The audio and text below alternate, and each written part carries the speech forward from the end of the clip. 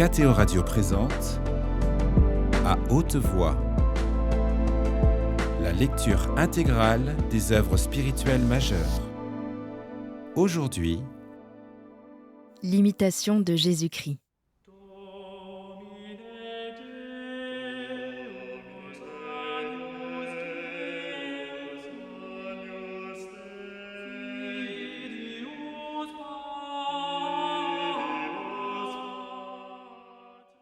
Chapitre 11.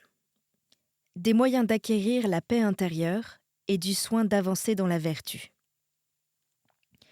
Nous pourrions jouir d'une grande paix si nous voulions ne nous point occuper de ce que disent et de ce que font les autres, et de ce dont nous ne sommes point chargés. Comment peut-il être longtemps en paix celui qui s'embarrasse de soins étrangers, qui cherche à se répandre au dehors et ne se recueille que peu ou rarement en lui-même? Heureux les simples, parce qu'ils posséderont une grande paix. Comment quelques saints se sont-ils élevés à un si haut degré de vertu et de contemplation? C'est qu'ils se sont efforcés de mourir à tous les désirs de la terre, et qu'ils ont pu ainsi s'unir à Dieu par le fond le plus intime de leur cœur et s'occuper librement d'eux-mêmes. Pour nous, nous sommes trop à nos passions et trop inquiets de ce qui passe. Rarement nous surmontons parfaitement un seul vice. Nous n'avons point d'ardeur pour faire chaque jour quelques progrès, et ainsi nous restons tièdes et froids. Si nous étions tout à fait morts à nous-mêmes et moins préoccupés au-dedans de nous, alors nous pourrions aussi goûter les choses de Dieu et acquérir quelque expérience de la céleste contemplation. Le plus grand, l'unique obstacle, c'est qu'asservis à nos passions et à nos convoitises, nous ne faisons aucun effort pour entrer dans la voie parfaite des saints. Et s'il arrive que nous éprouvions quelque légère adversité, nous nous laissons aussitôt abattre et nous recourons aux consolations humaines. Si tels que des soldats généreux, nous demeurions fermes dans le combat, nous verrions certainement le secours de Dieu descendre sur nous du ciel. Car il est toujours prêt à aider ceux qui résistent et qui espèrent en sa grâce. Et c'est lui qui nous donne des occasions de combattre afin de nous rendre victorieux. Si nous plaçons uniquement le progrès de la vie chrétienne dans les observances extérieures, notre dévotion sera de peu de durée. Mettons donc la cognée à la racine de l'arbre afin que, dégagés des passions, nous possédions notre âme en paix. Si nous déracinions chaque année un seul vice, bientôt nous serions parfaits. Mais nous sentons souvent, au contraire, que nous étions meilleurs, que notre vie était plus pure lorsque nous quittâmes le siècle qu'après plusieurs années de profession. Nous devrions croître chaque jour en ferveur et en vertu, et maintenant on compte pour beaucoup d'avoir conservé une partie de sa ferveur. Si nous nous faisions d'abord un peu de violence, nous pourrions tout faire ensuite aisément et avec joie. Il est dur de renoncer à ses habitudes, mais il est plus dur encore de courber sa propre volonté. Cependant, si vous ne savez pas vaincre en des choses légères, comment remporterez-vous des victoires plus difficiles? Résistez dès le commencement à votre inclination. Rompez sans aucun retard toute habitude mauvaise, de peur que peu à peu, elle ne vous engage dans de plus grandes difficultés. Oh, si vous considériez quelle paix pour vous, quelle joie pour les autres, en vivant comme vous le devez, vous auriez, je crois, plus d'ardeur pour votre avancement spirituel.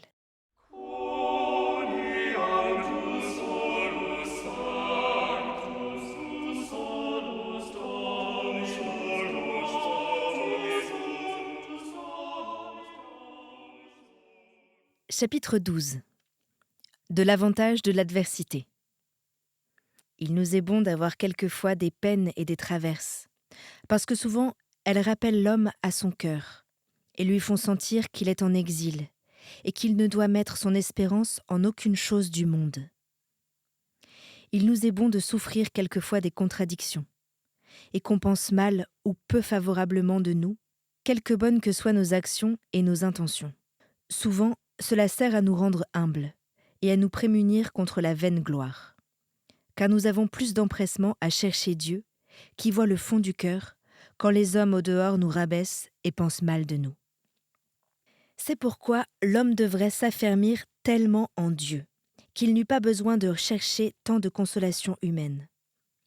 Lorsqu'avec une volonté droite, l'homme est troublé, tenté, affligé de mauvaises pensées, il reconnaît alors combien Dieu lui est nécessaire et qu'il n'est capable d'aucun bien sans lui. Alors il s'attriste, il gémit, il prie à cause des maux qu'il souffre.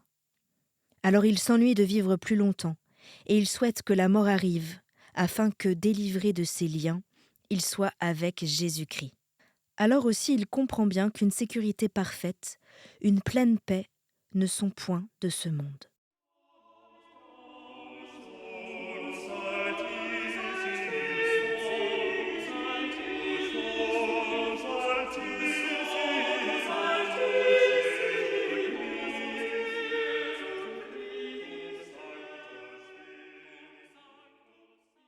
Chapitre 13. De la résistance aux tentations. Tant que nous vivons ici-bas, nous ne pouvons être exempts de tribulations et d'épreuves. C'est pourquoi il est écrit au livre de Job, « La tentation est la vie de l'homme sur terre. » La tentation est la vie de l'homme sur la terre.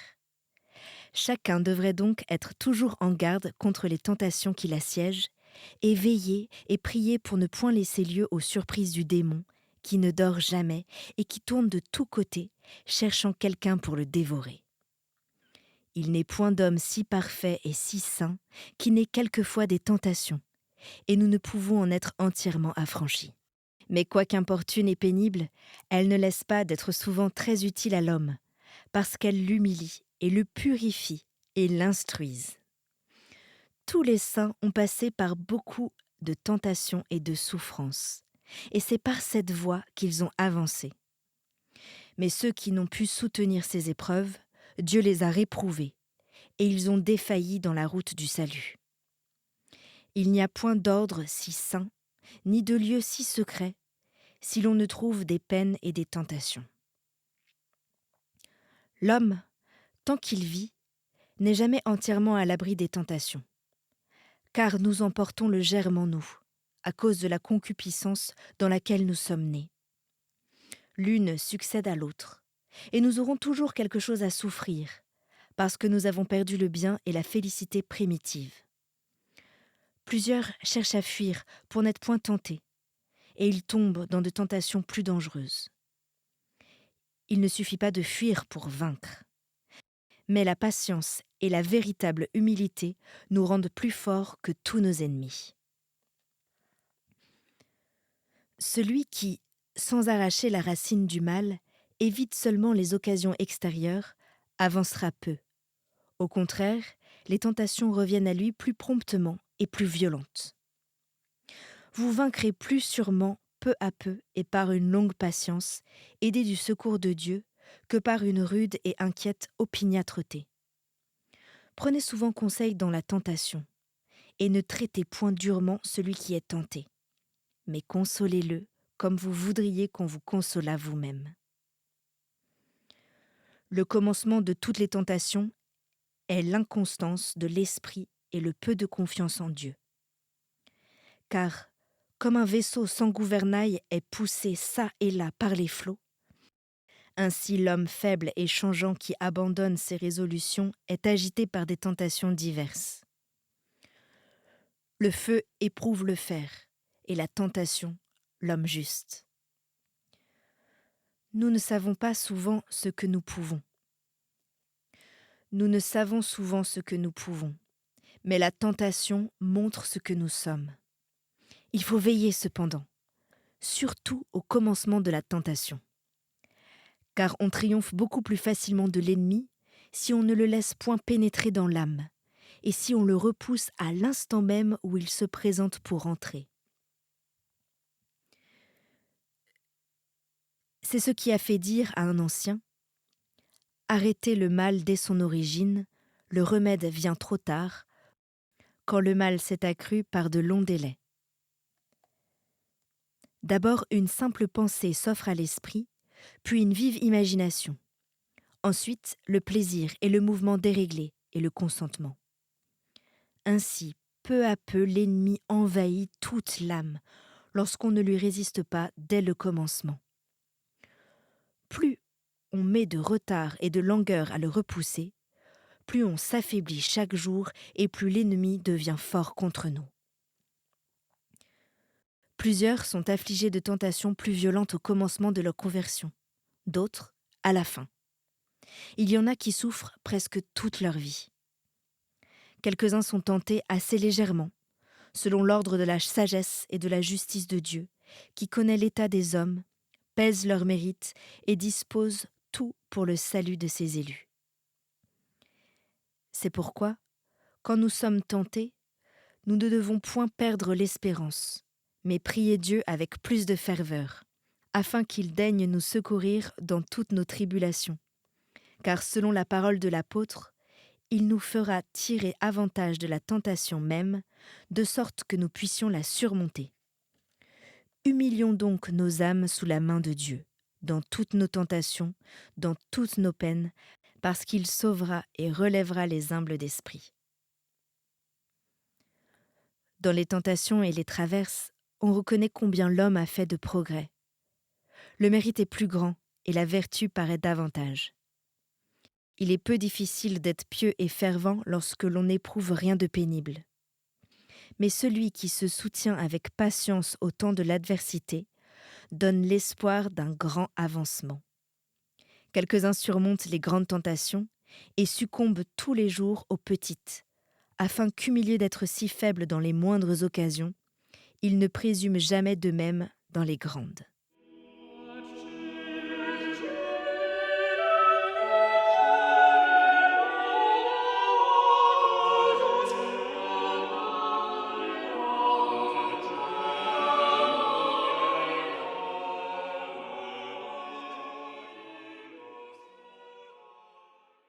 Chapitre 14. Évitez les jugements téméraires et ne se point rechercher soi-même. Tournez les yeux sur vous-même et gardez-vous de juger les actions des autres. En jugeant les autres, l'homme se fatigue vainement. Il se trompe le plus souvent et commet beaucoup de fautes. Mais en s'examinant et se jugeant lui-même, il travaille toujours avec fruit. D'ordinaire, nous jugeons les choses selon l'inclination de notre cœur, car l'amour-propre altère aisément en nous la droiture du jugement. Si nous n'avions jamais en vue que Dieu seul, nous serions moins troublés quand on résiste à notre sentiment. Mais souvent, il y a quelque chose hors de nous, ou de caché en nous, qui nous entraîne. Plusieurs se recherchent secrètement eux-mêmes dans ce qu'ils font, et ils l'ignorent. Ils semblent affermis dans la paix, lorsque tout va selon leurs désirs. Mais éprouvent-ils des contradictions? Aussitôt ils s'émeuvent et tombent dans la tristesse. La diversité des opinions produit souvent des discussions entre les amis, entre les citoyens, et même entre les religieux et les personnes dévotes. On quitte difficilement une vieille habitude, et nul ne se laisse volontiers conduire au-delà de ce qu'il voit. Si vous vous appuyez sur votre esprit et sur votre pénétration plus que sur la soumission dont Jésus-Christ nous a donné l'exemple, vous serez très peu et très tard éclairés dans la vie spirituelle. Car Dieu veut que nous lui soyons parfaitement soumis et que nous nous élevions au-dessus de toute raison par un ardent amour.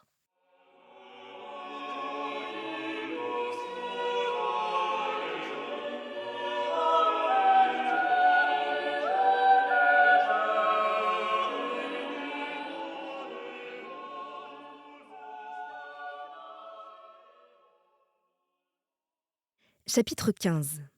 Des œuvres de charité. Pour nulle chose au monde, ni pour l'amour d'aucun homme, on ne doit faire le moindre mal. On peut quelquefois, cependant, pour rendre un service dans le besoin, différer une bonne œuvre, ou lui en substituer une meilleure. Car alors, le bien n'est pas détruit, mais il se change en un plus grand. Aucune œuvre extérieure ne sert sans la charité. Mais tout ce qui se fait par la charité, quelque petit ou quelque vil qu'il soit, produit des fruits abondants. Car Dieu regarde moins à l'action qu'au motif qui fait agir. Celui-là fait beaucoup, qui aime beaucoup. Celui-là fait beaucoup, qui fait bien ce qu'il fait. Et il fait bien lorsqu'il subordonne sa volonté à l'utilité publique. Ce qu'on prend pour la charité, souvent n'est que la convoitise, car il est rare que l'inclination, la volonté propre, l'espoir de la récompense ou la vue de quelque avantage particulier n'affluent pas sur nos actions. Celui qui possède la charité véritable et parfaite ne se recherche en rien, mais son unique désir est que la gloire de Dieu s'opère en toutes choses.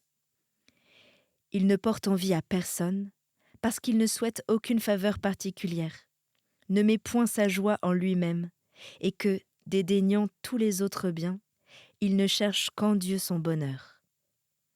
Il n'attribue jamais aucun bien à la créature, il les rapporte tous à Dieu, de qui ils découlent comme de leur source, et dans la jouissance duquel tous les saints se reposent à jamais comme dans leur fin dernière. Oh, qui aurait une étincelle à la vraie charité, que toutes les choses de la terre lui paraîtraient vaines.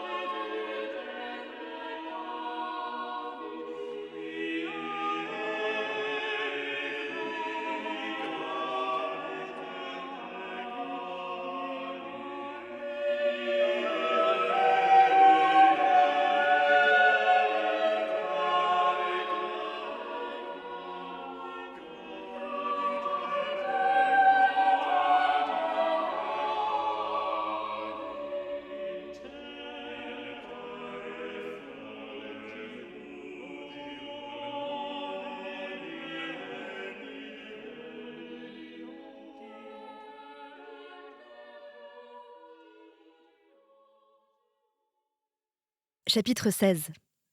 Qu'il faut supporter les défauts d'autrui. Ce que l'homme ne peut corriger en soi ou dans les autres, il doit le supporter avec patience, jusqu'à ce que Dieu en ordonne autrement.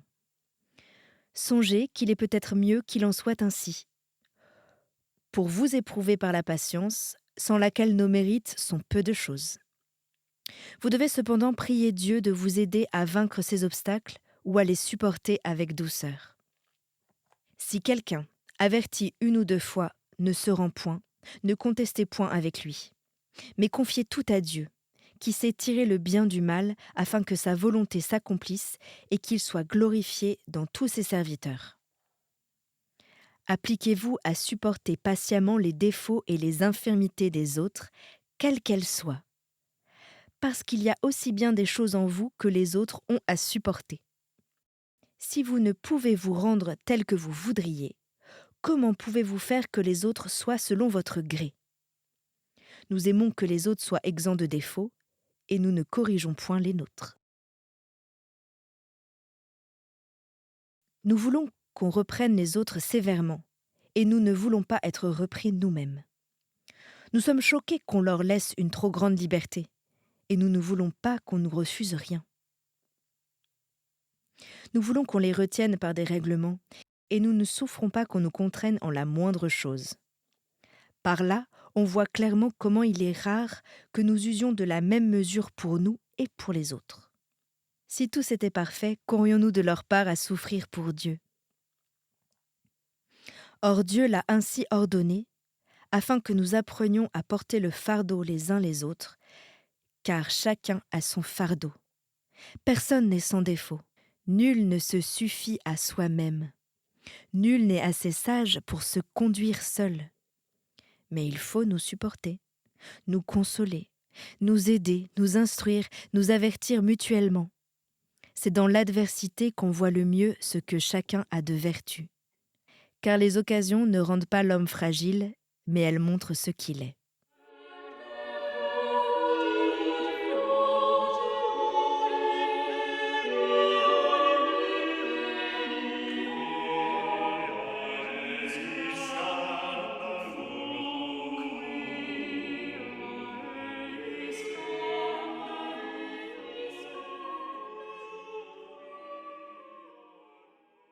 Chapitre 17 de la vie religieuse.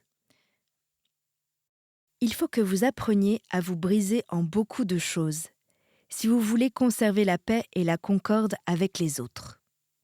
Ce n'est pas peu de chose de vivre dans un monastère ou dans une congrégation, de n'y être jamais une occasion de plainte, et d'y persévérer fidèlement jusqu'à la mort. Heureux celui qui, après une vie sainte, y a heureusement consommé sa course.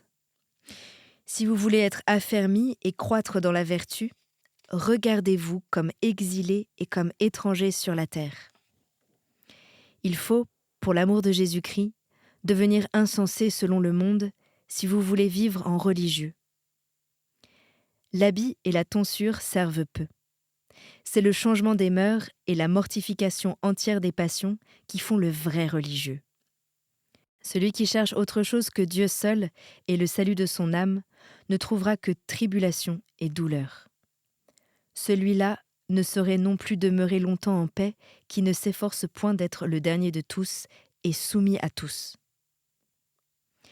Vous êtes venus pour servir et non pour dominer. Sachez que vous êtes appelés pour souffrir et pour travailler, et non pour discourir dans une vaine oisiveté. Ici donc les hommes sont éprouvés comme l'or dans la fournaise. Ici nul ne peut vivre s'il ne veut s'humilier de tout son cœur à cause de Dieu.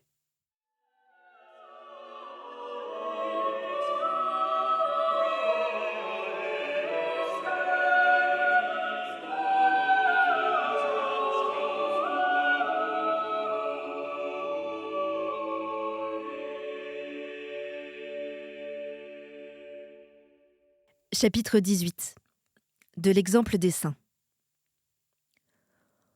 Contemplez les exemples des saints pères, en qui reluisait la vraie perfection de la vie religieuse, et vous verrez combien peu est ce que nous faisons, et presque rien. Hélas, qu'est-ce que notre vie comparée à la leur ? Les saints et les amis de Jésus-Christ ont servi Dieu dans la faim et dans la soif, dans le froid et dans la nudité, dans le travail et dans la fatigue, dans les veilles et dans les jeûnes, dans les prières et dans les saintes méditations, dans une infinité de persécutions et d'opprobres. Oh, que de pesantes tribulations ont souffert les apôtres, les martyrs, les confesseurs, les vierges et tous ceux qui ont voulu suivre les traces de Jésus-Christ. Ils ont haï leur âme en ce monde pour la posséder dans l'éternité. Oh, quelle vie de renoncement et d'austérité que celle des saints dans le désert! Quelle longue et dure tentation ils ont essuyée! Que de fois ils ont été tourmentés par l'ennemi! Que de fréquentes et ferventes prières ils ont offertes à Dieu! Quelle rigoureuse abstinence ils ont pratiquée! Quel zèle, quelle ardeur pour leur avancement spirituel! Quelle forte guerre contre leurs passions! Quelle intention pure et droite toujours dirigée vers Dieu! Ils travaillaient pendant le jour et passaient la nuit en prière, et même durant le travail, ils ne cessaient point de prier en esprit. Tout leur temps avait un emploi utile. Les heures qu'ils donnaient à Dieu leur semblaient courtes, et ils trouvaient tant de douceur dans la contemplation qu'ils en oubliaient les besoins du corps. Ils renonçaient aux richesses, aux dignités, aux honneurs, à leurs amis, à leurs parents. Ils ne voulaient rien du monde. Ils prenaient à peine ce qui était nécessaire pour la vie. S'occuper du corps, même dans la nécessité, leur était une affliction. Ils étaient pauvres des choses de la terre, mais ils étaient riches en grâce et en vertu. Au dehors, tout leur manquait, mais Dieu les fortifiait au-dedans par sa grâce et par ses consolations. Ils étaient étrangers au monde, mais unis à Dieu et à ses amis familiers. Ils se regardaient comme un pur néant, et le monde les méprisait. Mais ils étaient chéris de Dieu et précieux devant lui. Ils vivaient dans une sincère humilité, dans une obéissance simple, dans la charité, dans la patience, et devenaient ainsi chaque jour plus parfaits et plus agréables à Dieu. Ils ont été donnés en exemple à tous ceux qui professent la vraie religion, et ils doivent nous exciter plus à avancer dans la perfection que la multitude des tièdes ne nous porte au relâchement.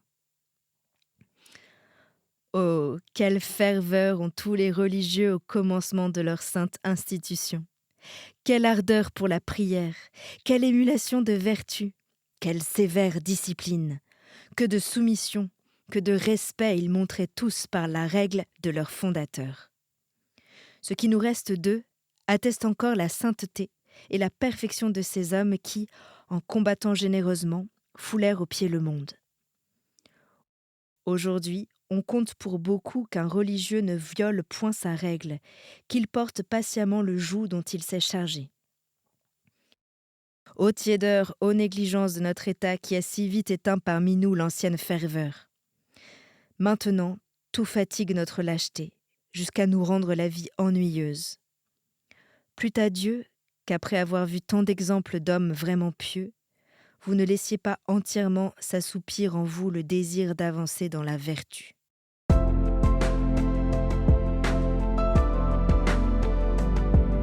C'était À haute voix, une émission de KTO Radio. Aujourd'hui, l'imitation de Jésus-Christ. Lecture, Anne-Céline Pellarini. Captation et réalisation, Gustave Schlicht et Hachem Driss. Une émission disponible en podcast sur ktoradio.com ou sur l'application KTO Radio.